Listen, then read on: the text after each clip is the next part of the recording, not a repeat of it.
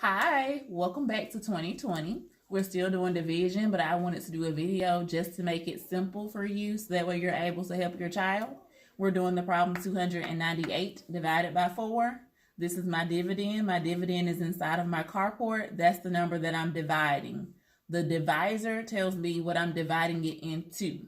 And so I told my students today, I used Unifix cubes, but you can use pennies or whatever you got around the house, beans, forks, spoons, just be creative. And this is how I set it up for them.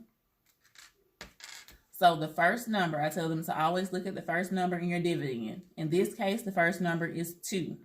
The outside number tells you what you're dividing it into, so you're dividing it into 4.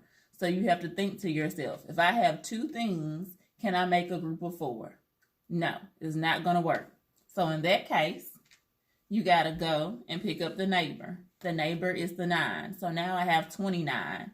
Well, knowing my facts, and I already have them out, if your child doesn't know them, you're more than welcome to use this method of writing it out, or you can use their sheet that has all the facts on it. So either way. But I tell them to look at all their facts and see which one gets me close to 29 without going over.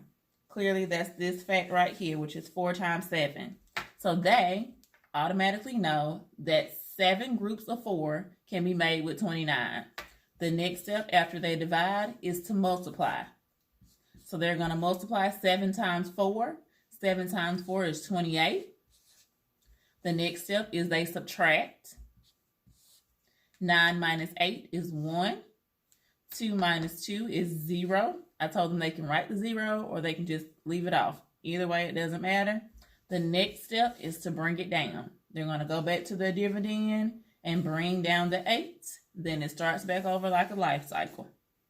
Now they have to divide 18 into 4. They can do the same thing just by knowing their facts, or if they don't know and it's right beside you, you're trying to get as close to 18 without going over. 16 works perfect 4 times. So that means 4 times 4 is 16. I'm going to subtract. 8 minus 6 is 2. 1 minus 1 is 0. Remember I told you you can write it or you can just leave it blank. I always tell my students the last step is to bring it down.